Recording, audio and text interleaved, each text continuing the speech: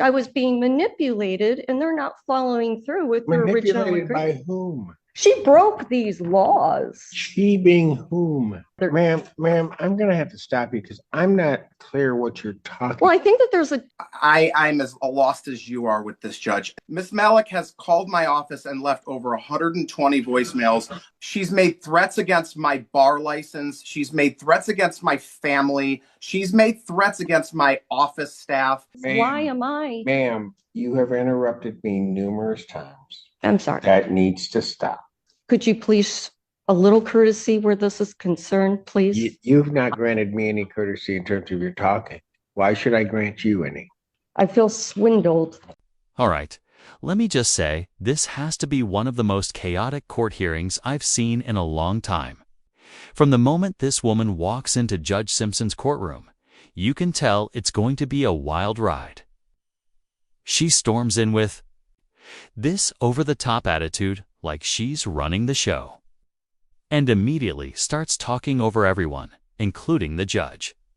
Now, Judge Simpson is known for being firm but fair. He gives people room to speak, but this defendant, she takes it to another level. She interrupts, she mocks. She throws out sarcasm like she's in a social media argument, not a courtroom. And even after multiple warnings, she just won't stop. Judge Simpson tries to keep it professional, but you can see the patience running out in real time. And let's not forget why she's here in the first place. This isn't some minor misunderstanding. She's a squatter, refusing to leave a property she has no legal right to occupy. Instead of showing any kind of accountability or remorse, she rolls into court with entitlement and excuses. It's the kind of behavior that makes you question whether she even understands what's at stake. Eventually, the inevitable happens. Judge Simpson hits his limit. After giving her more than enough chances to compose herself, he finally orders her out of the courtroom, making it clear that disrespect has no place in front of the bench. So here's the real question for you. Was Judge Simpson too patient? Should she have been removed much earlier? Because honestly, if I were in that courtroom, I'm not sure I would have lasted more than 2 minutes listening to that circus. Drop your thoughts in the comments. I'm genuinely curious how you would have handled it. But for now, let's jump in and watch this courtroom meltdown unfold as Judge Simpson serves up a serious dose of reality. Hello. Hi, how are you? I don't know. I'm looking for every great recommendation I can receive from you today, sir. I have been in a very horrible assaultive position. Okay, let me left your hold on a second. Okay. State your name for the record. Danette Melick. Okay, go ahead, Miss Melick. Well, I entered your courtroom honorably last year at this time. I came in as a plaintiff. Okay. And when I swore in, I gave some information about one company, Akram Rashid, merging with a new owner. At that time, I, the customer, was not given the respect, nor any other tenant in my building, underneath the laws to meet this person as a consumer. It is of complete responsibility for a new company to acquire the permission of the tenant, where money is concerned, to enter a good consumer relationship. This did not happen. Time proceeded, and this maintenance company decided to enter person's property with no permission, started to manipulate them, stealing possessions, stealing automobiles. Hey, ma'am, can I ask you something? Sure. Is this your motion to set aside the judgment? Well, I did set it aside, and we met that agreement. An attorney named Kevin Callahan sat in a court with me as a plaintiff. According to the law, there are no attorneys allowed. So I tried to motion in at the end of August because I recognized. Hold on, no attorneys allowed where? When I first met with you, Your Honor, I went into a small claims And I was underneath the impression through the courses of the law that there were no attorneys allowed in a small claim. So something kind of got jangled up. I presented charges. Ma'am, hold on. Okay. Okay, because I want to make sure that I've got everything in front of me. Was there a small claims case? Yes. And at that time, we made an agreement Go ahead. that after August, which was Akram Rashid's current lease, that there were not supposed to be any changes to, yet that wasn't the case. I would be on a month to month. I raised my right hand. Kevin Callahan, yourself, and I made that agreement. He swore to me, my mother, which then reported it to my banks. I reported it to my private attorneys in New York City that managed my work. And I contacted the courts. I talked to him verbally over the phone from his office in St. Clair Shores. And he stated to me that I swear, you're going to receive that sheet of paper. I waited and I waited and I waited. Spring and summer came to fruition and I called the courts. It's getting, later in the year. Where's the sheet of paper? It was as easy as that. There was no failure of me to make the payment. I still have the finances set aside.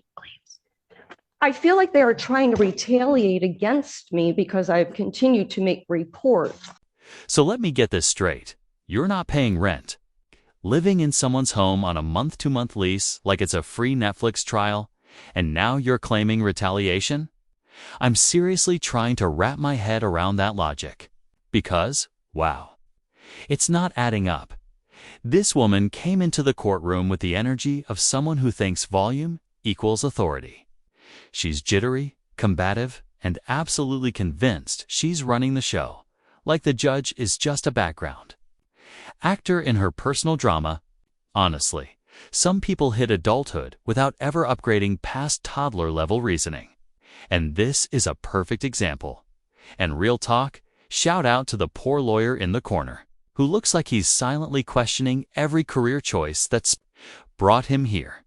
You can practically see the tension in his jaw as he sits there co-signing the legal equivalent of a live-action tantrum. Also, let's break down the law for a second.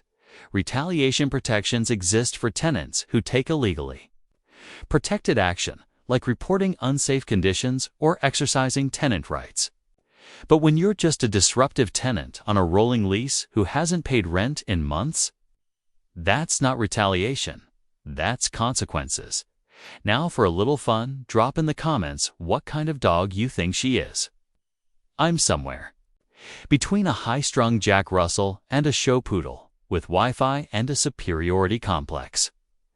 All right, let's jump back in and see how this courtroom circus plays out next, because something tells me it's far from over. Which is my sole discretion. I have the right to do that. Between the Michigan State Police that were called on numerous occasions by other. Ma'am, I'm going to have to stop you because I'm not clear what you're talking. Well, I think that there's a position here where there's charges that he wanted to dismiss, but because he did not fulfill the obligation that he promised me, by August, I was being manipulated and they're not following through with their original agreement. Manipulated by whom? I, yourself, and Callahan last January coming into February. We sat in the Zoom conference. I presented the paperwork that was unorthodox. Judge, if I may, can I have information on this. I can.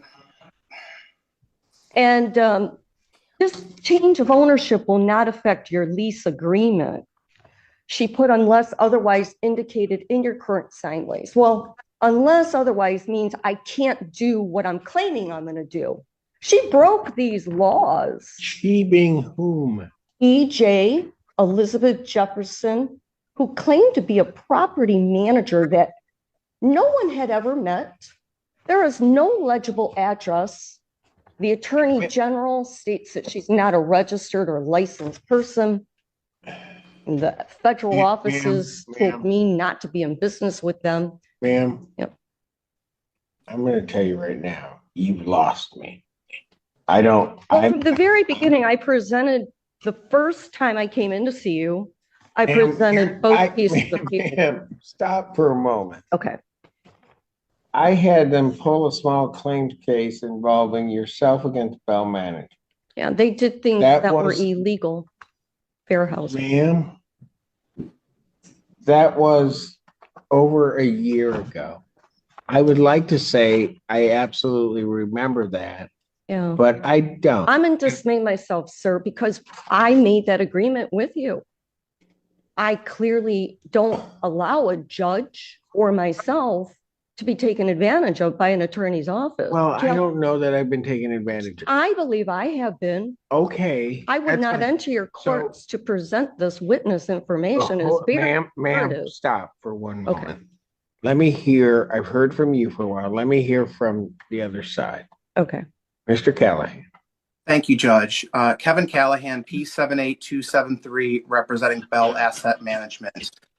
The matter that Ms. Malik is speaking of was a previous matter, a small claims matter that was filed against my client in conjunction with a non-payment of rent matter that we filed against Ms. Malik. Those matters have been decided. Those matters are closed. It has no bearing on this matter whatsoever. This current case, Ms. Malik even admitted she's on a month-to-month tenancy. We provided a 30-day notice to Ms. Malik. She never showed up to court, so a default judgment was entered back in October against Ms. Malik. We subsequently filed a writ of eviction. That writ was signed by Your Honor, and now we get this motion to set aside that default 2 months after the default was entered, alleging that no attorney present and it was against her rights. And I'm as lost as you are with this, Judge. There's no basis to set this judgment aside. Ms. Malik is a month-to-month tenant. She has to vacate the property. However, I will say for the record, because I'm not going to let my reputation possibly be besmirched on the record here of doing anything illegal or improper, Ms. Malik has called my office and left over 120 voicemails accusing me of crimes under the federal law that don't exist, made threats against me, The my FBI told me. family. Ms. Malik, I allowed you to speak. Please allow me to speak. She's made threats against my bar license. She's made threats against my family. She's made threats against my office staff. It has been deplorable what my staff has gone through with Ms. Malik over a situation that is a simple month-to-month termination, and Ms. Malik refuses to leave the property, Judge. All right, now I'm officially confused because here we have a high-ranking, well-respected attorney from the landlord's side saying that this woman who has painted herself as the gold standard of tenants is actually out here harassing staff, threatening legal professionals, and flat-out refusing to leave the property. Like, how do those pieces even fit together? It's almost like, and stay with me here, she wasn't being entirely truthful. Shocking, I know. This is the frustrating part. People like this weaponize the system. They present themselves as polite, clean-cut, and blameless, but behind the scenes, they're making life miserable for anyone trying to do their job. And honestly, I feel for the landlord and this attorney. Imagine trying to manage a property while someone is treating your lease like a dare and using every loophole in the book to stall the inevitable. And that's the real issue here. In many states, housing laws meant to protect renters from unfair landlords can be twisted and abused by people who have no intention of playing fair. They file frivolous complaints, ignore court orders, and pretend like they're under attack, when really, they're just squatting with strategy. It's like a slow-motion legal chess match where they're stalling every move and acting like due process means do nothing. And the worst part? In some places, the law actually protects them for months, while the rightful owners are stuck footing the bill. So what do you think? Is it time to reform some of these housing laws? Or are they working exactly as intended? Drop your thoughts in the comments below, and let's get back to this increasingly absurd courtroom showdown. Asking for that judgment to stand and the writ to stand so that my client can move forward. The property. I never made any threats to anybody's family. I never made any threats to anybody. I did call the office. I asked him for the sheet of paper that he promised. He said he would give me a month to month after August. I said, what is going on? I said, give me the oral confirmation or the written confirmation, and I'm going to continue to pay the money from August onward.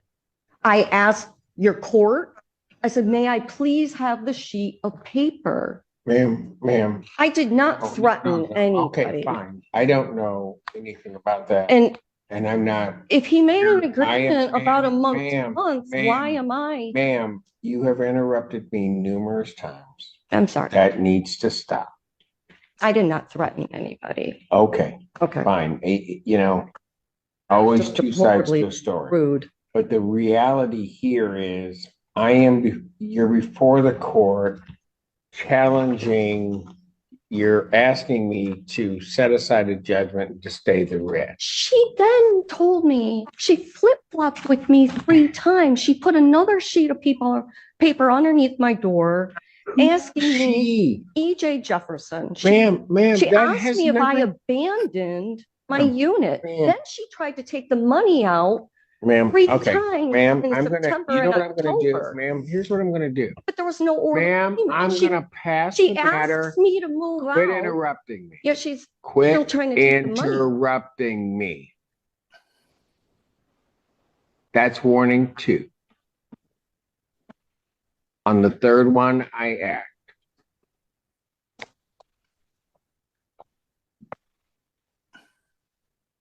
You're before the court to set aside the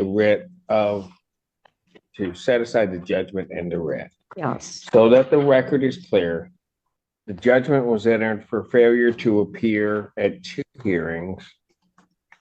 First one being October 6th, and then on October 20th. I issued of 2023. I issued the judgment. Because I thought that the month to month would be honored. That's all. That's all that he gave me. It was all the information I went by, was what I was sworn in. When I'm underneath oath, an agreement is made, nothing happened other than me calling his office and asking for that sheet of paper. I diligently, respectfully, and responsibly, Ma'am, you can have a seat before I find you. 3 strikes and you're done. That's the vibe Judge Simpson is giving off here. And honestly, can you blame him? If it were up to me, I'd give this courtroom drama queen a 24-hour timeout in a holding cell. Just to remind her that tantrums don't come with a receipt or a refund. What's wild is that this isn't even her first outburst. It's like she's treating court like a personal talk show where volume equals victory.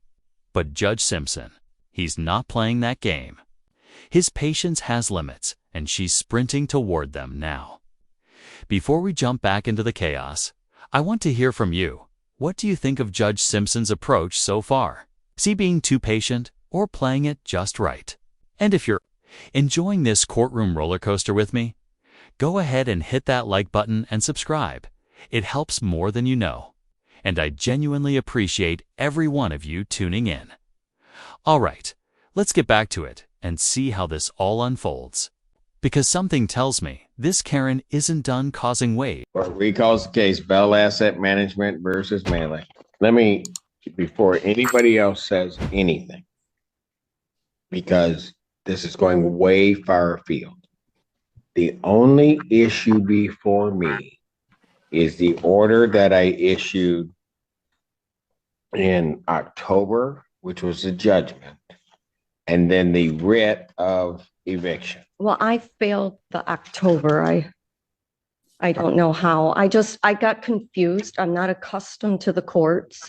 Ma'am, but if at any given time Here's what the problem for you, Miss Mann, and I'm just going to be blunt about it. That judgment went out from the court shortly after my signing. All right. Sir, may I ask something of you? Once an agreement is made in court, isn't that you respectfully gave me the month to month. He told me if I dropped the charges on his group, his client would agree to give me a month to month. I mean, Then you're going to have to file a new claim that alleges that. That's not before me. That's why I motioned in August. No, but that is not before me today. This is how I will state it. No, No, wait. you won't. That's not before me. I can pay the money. There was never a failure. I swear, I had the money aside. They want you out. I It's didn't. not about the money. They asked me to pay. There was no probable cause in any level. I called his office respectfully. I asked him for the sheet of paper for the month to month that was agreed upon after August. She put a renewal underneath my door. If she wanted me to leave, why was she sending me a renewal? She tried to take the money out in September and October. That would mean I'm still on a month to month. I just said, where is the paperwork to confirm that? My bank has it on the record, JP Morgan Chase, September and October. Ma'am, they want you out. But she asked me to renew. Ma'am, I don't know about any of those conversations. They have properly been granted a judgment for possession. They properly filed the writ or the order of eviction. I've signed the order of eviction. There is no basis, and I've listened to everything you said to me. There is no basis for this court to set aside that judgment or to stay the execution of the order of eviction or the writ of restitution.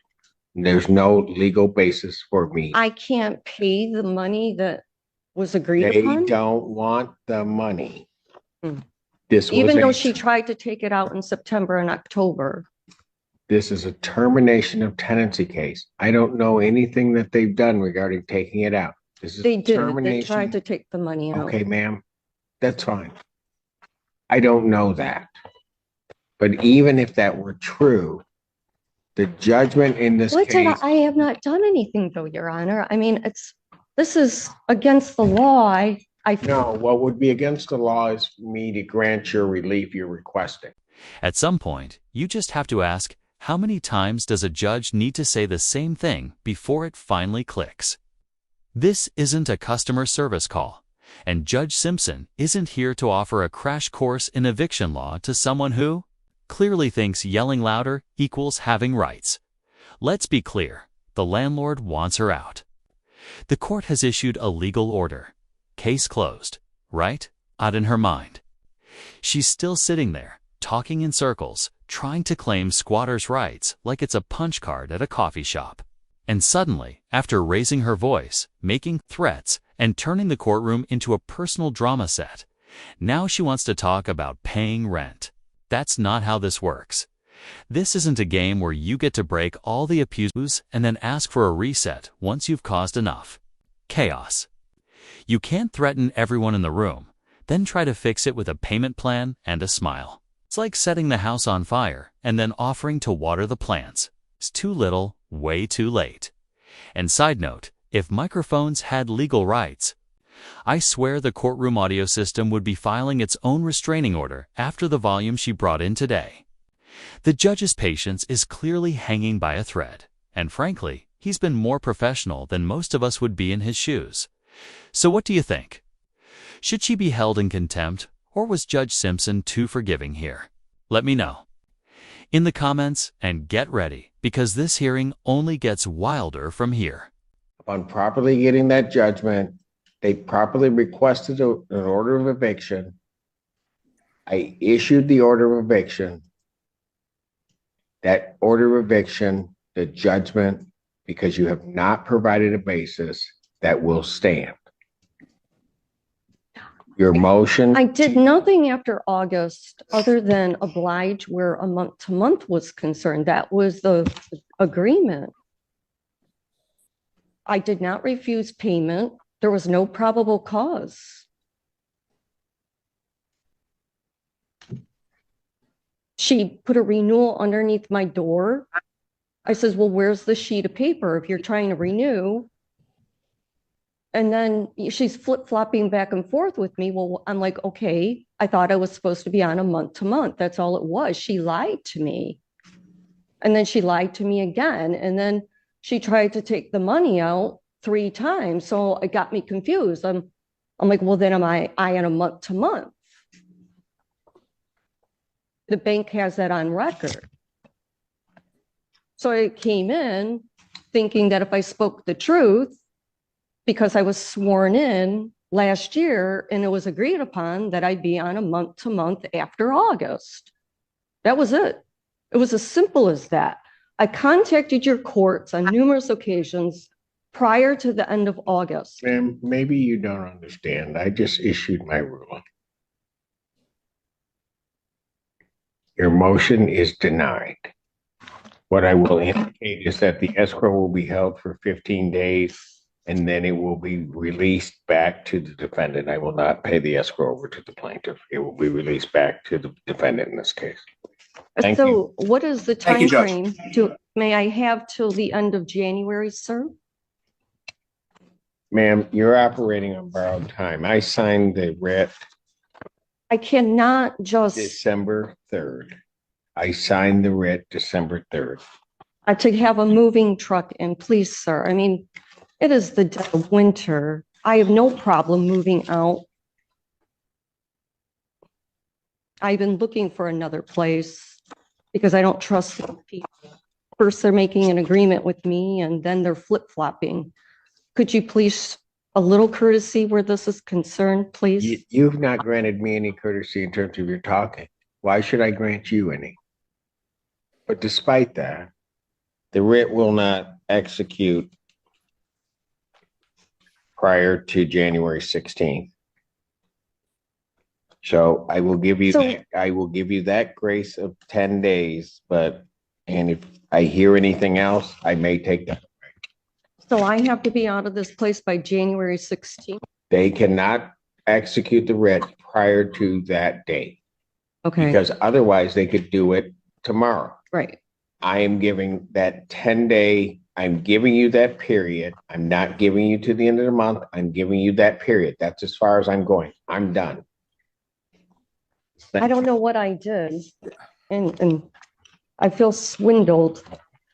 Judge, should I enter a order to that effect or will the court? produce Yes, the sir. order? Please.